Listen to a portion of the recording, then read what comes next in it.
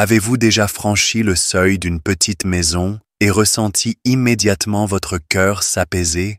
Pas parce que la maison était belle ou luxueuse, mais parce que chaque coin était rangé, propre et chaleureux, comme si l'endroit avait toujours attendu votre retour.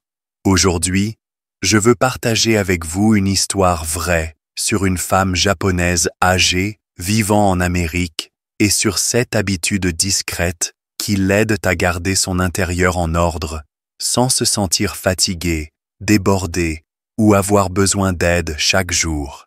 Si vous vous êtes déjà demandé pourquoi les maisons japonaises semblent toujours rangées, si vous avez déjà souhaité garder votre maison plus légère et votre vie plus simple, ou si vous avez cru qu'avec l'âge, il devenait difficile de ranger, cette vidéo pourrait complètement changer votre vision.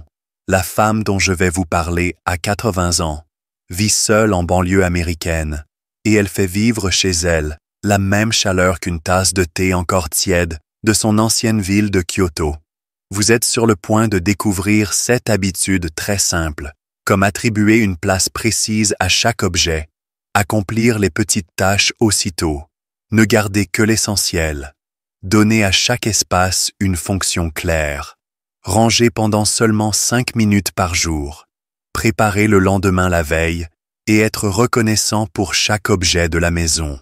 Je ne partage pas cela pour comparer le Japon et l'Amérique, mais pour que l'on se rende ensemble à l'évidence que, partout, les seniors se ressemblent plus qu'on ne le croit. Nous avons tous besoin d'un espace pour respirer, pour vivre et pour nous sentir encore aux commandes de nos vies. Ce que j'aime par-dessus tout dans cette histoire, c'est qu'elle ne demande pas de tout changer. Il suffit de commencer par une seule petite chose. Si cela vous aide, merci de liker, de partager, de vous abonner à notre chaîne. Cela nous motive à continuer de vous apporter des habitudes simples et pratiques pour l'entretien de la maison, en espérant qu'à chaque fois, un petit conseil rende votre quotidien plus léger et serein. Merci d'être là. Passons maintenant à la première habitude. Première habitude, chaque objet a sa place. Dès que je suis entré chez Noriko, j'ai ressenti quelque chose d'étrange, dans le bon sens du terme. Rien n'était hors de sa place, rien n'était en trop. Chaque objet semblait exactement là où il devait être. La télécommande était posée sur la table du salon, ses chaussons orientés vers la porte, et la serviette repliée et parfaitement centrée sur l'étagère. Je lui ai demandé si elle passait beaucoup de temps à tout organiser chaque jour.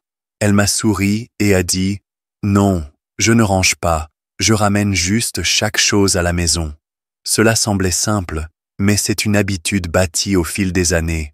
Je me suis rappelé combien de fois je posais une tasse sur le rebord de la fenêtre, jetais un manteau sur une chaise, puis cherchais partout parce que je ne savais plus où j'avais posé mes affaires. De petites actions répétées créent du désordre. Mais Noriko ne laissait jamais rien traîner. Chaque objet avait un endroit où rentrer.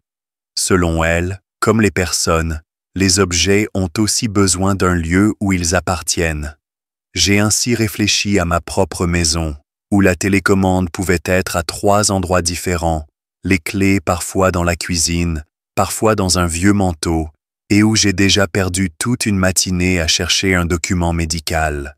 Elle n'a rien dit de profond, mais vivre à sa manière m'a fait comprendre qu'un intérieur ordonné commence par la clarté dans chaque geste infime. Quand chaque chose a une place, la maison n'est pas chaotique, et nous non plus. J'ai essayé moi-même, en remettant la télécommande au même endroit après chaque usage. Ce simple geste a allégé mon esprit. Plus besoin de chercher, ni d'oublier, ni de se frustrer.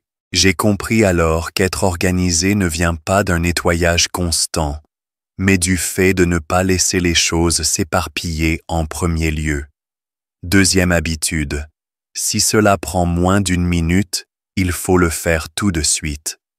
Pendant que nous parlions, j'ai vu Noriko se lever pour nous servir encore un peu de thé. Avant de se rasseoir, elle a saisi un chiffon et essuyé la table. Juste une petite goutte de thé, mais elle ne la laissait jamais plus de quelques secondes. Je lui ai demandé pourquoi elle n'attendait pas pour tout nettoyer en une fois. Elle a répondu que si une tâche prenait moins d'une minute, il était préférable de la faire sur le champ. Ce n'était pas une règle stricte pour elle, mais quelque chose de profondément ancré. Je me suis rappelé combien de fois j'avais laissé une tasse sale traîner en pensant la laver plus tard. Puis la tasse restait là toute la journée, puis une autre, et bientôt, cela devenait une pile. Les petites taches reportées créaient une pression invisible. Elle m'a dit qu'elle n'aimait pas avoir des choses inachevées chez elle. Elle les faisait doucement, finissait, puis passait à autre chose, pas seulement pour garder la maison propre, mais pour garder l'esprit clair. Je connaissais ce sentiment, moi qui allais souvent me coucher frustré à cause de quelques petites choses oubliées dans la journée. Le matin, je les avais oubliées, mais je me réveillais pourtant avec l'esprit lourd. Noriko n'attend pas de motivation. Elle fait les choses tout de suite, simplement, puis les laisse aller. Rien ne s'accumule chez elle, et elle ne porte pas dans sa tête une interminable liste de tâches. J'ai appris que parfois, une seule minute d'action peut éviter une journée entière de procrastination. Troisième habitude, garder moins, mais choisir avec soin. J'ai remarqué que la cuisine de Noriko ne comptait rien de superflu. Une casserole, une poêle, 2 bols, 2 paires de baguettes. Le frigo était net, pas de vieilles sauces ou de légumes abîmés. Je lui ai demandé pourquoi elle ne gardait pas plus de choses pour plus de commodité. Elle a répondu qu'elle ne gardait que ce qu'elle utilisait. Autrefois, elle possédait plus, mais elle a choisi de ne vivre qu'avec ce qui lui sert vraiment chaque jour, non avec ce qu'elle garde au cas où. Cela a résonné en moi, car je gardais nombre de choses juste parce que je n'osais pas les jeter. Un presse-agrumes utilisé une seule fois, de vieux plats que je n'aimais pas mais gardais par obligation. Noriko ne gardait rien par obligation. Elle disait que garder des objets, c'est aussi garder une part de son esprit occupé. Si l'on garde trop, il ne reste plus de place pour la légèreté. Une maison avec peu n'est pas vide, elle est simplement suffisante.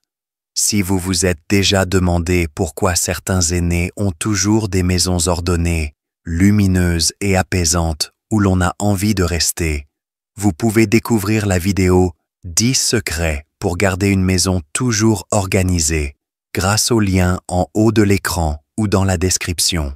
C'est là où je partage les astuces calmes que beaucoup de seniors pratiquent chaque jour, sans effort, sans avoir à acheter quoi que ce soit de nouveau. Et vous verrez qu'un simple changement peut calmer la maison et l'esprit. Je veux maintenant évoquer une autre chose douce, apprise lors de ces soirées chez elle. Une habitude qui permet à Noriko de terminer chaque journée en paix. Quatrième habitude, 5 minutes de rangement avant le coucher. Ce soir-là, après notre thé, j'allais lui dire au revoir quand elle m'a demandé d'attendre encore un instant pendant qu'elle rangeait la cuisine. Je croyais qu'elle en aurait pour un moment, mais non, cela a duré exactement 5 minutes. Elle a rangé les gâteaux dans le placard, lavé 2 tasses et les a posées sur l'égouttoir, essuyé la table et redressé 2 chaises. Tout est revenu à sa place. Ni trop lent, ni précipité. Quand elle a fini, elle a souri. Voilà, ma journée est complète. Je lui ai demandé si elle faisait ça chaque soir. Elle a acquiescé. Je n'attends jamais que la maison soit en désordre pour ranger. Je fais juste un peu chaque jour. C'est comme dire doucement au revoir à la journée. Je suis resté pensif. J'avais pris l'habitude de tout laisser en plan le soir et de me dire que je rangerais demain. Je me réveillais alors dans une cuisine en désordre, des miettes sur la table, une serviette oubliée sur une chaise, et j'entamais ma journée sur le désordre d'hier. Noriko terminait toujours sa journée par 5 minutes de rangement. Pas pour tout rendre parfait, mais juste pour remettre les choses en ordre, afin que, chaque matin, l'espace soit prêt, paisible, accueillant. Je me suis demandé si je pouvais essayer 5 petites minutes, nettoyer le plan, laver une tasse, redresser la chaise. Depuis que je pratique cela, je dors mieux. Pas parce que la maison est plus propre, mais parce que mon esprit ne porte plus les charges de la veille. Ma maison reste modeste, mais s'est ouverte un petit espace pour respirer. Et le matin, j'ai à nouveau la sensation que ma vie tient la route, petit pas après petit pas. 5e habitude. Chaque espace a un seul usage. J'ai remarqué en marchant chez Noriko que chaque coin avait son rôle. La table à manger sert seulement au repas, pas de livres ou de courrier dessus. Le salon a un fauteuil, une table de thé et quelques livres rangés. Rien de trop, rien qui traîne. Pourquoi ne pas ajouter un fauteuil ou une petite armoire, ai-je demandé. Elle m'a répondu qu'elle ne voulait pas tout mélanger. Manger, c'est manger. Lire, c'est lire. Se reposer, c'est reposer. Chaque espace aide à se concentrer sur une chose sans être distrait par le reste. Chez moi, j'avais l'habitude de manger sur le canapé tout en regardant la télé, de mettre le courrier sur la table à manger, d'utiliser le plan de travail pour mon ordinateur, puis de me plaindre que la maison était trop petite. Mais le problème, ce n'est pas la place, c'est la fonction qui se mélange. Quand tout se mélange, l'espace ne nous sert plus. On devient le désordre. Noriko ne travaillait pas dans son salon, ne lisait pas dans la cuisine, ne dormait pas sur le canapé.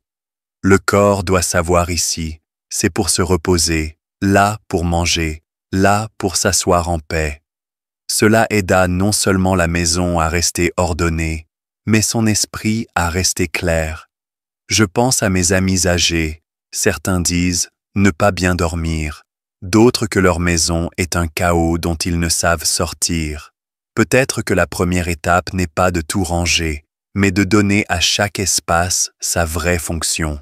Laissez la table à manger redevenir table à manger. Ne posez pas votre ordinateur à côté du four. N'entassez pas de boîtes près de la porte. J'ai essayé, et lorsque l'espace fut rangé par usage, la journée fut plus fluide.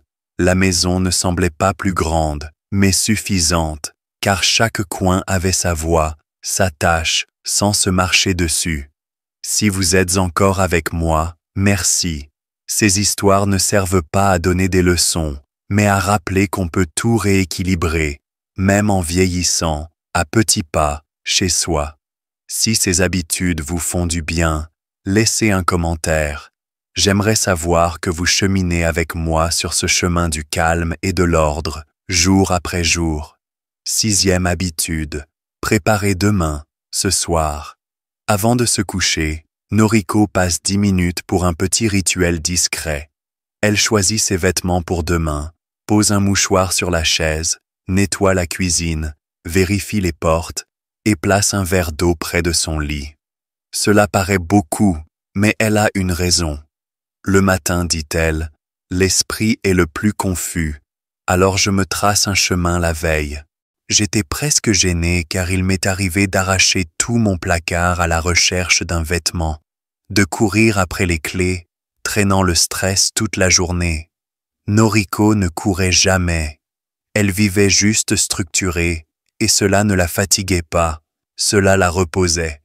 J'ai commencé, moi aussi, par un simple verre d'eau, une chemise préparée le soir, et ce sentiment de se réveiller sans se demander « qu'est-ce que je dois faire ?» m'a offert du réconfort. Pas parce que j'en fais plus, mais parce que j'ai moins de petites décisions à prendre. Noriko m'a montré que la préparation est une forme de bienveillance envers soi-même, et que vieillir, c'est vivre avec intention, même dans les plus petites choses. 7e habitude.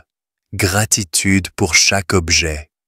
Après notre dernière tasse de thé, j'ai vu Noriko laver la tasse, l'essuyer, puis joindre les mains comme pour la remercier avant de la placer sur l'étagère. Je lui ai demandé ce qu'elle faisait.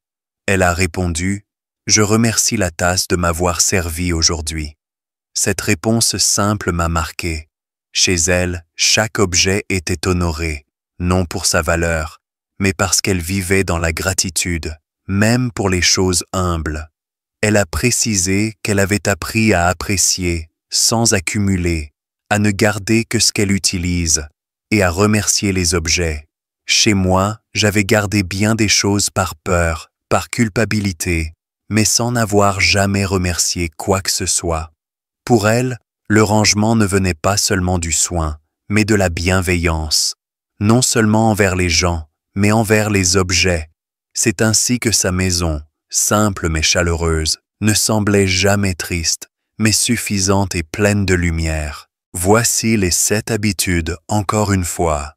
Toujours remettre chaque objet à sa place, agir immédiatement sur tout ce qui prend moins d'1 minute, posséder moins d'objets mais mieux choisis, 5 minutes de rangement chaque soir, chaque espace a sa fonction, préparer demain ce soir, remercier chaque objet qui partage votre vie. Ces 7 habitudes ne demandent ni force ni argent, juste un petit changement dans la façon de vivre. Qu'on soit japonais, américain ou français, les seniors se ressemblent. Ils cherchent à vivre plus léger, plus serein, plus pleinement, même quand leurs pas ralentissent ou leur énergie faiblit. J'espère que vous vous reconnaîtrez dans l'une de ces leçons aujourd'hui.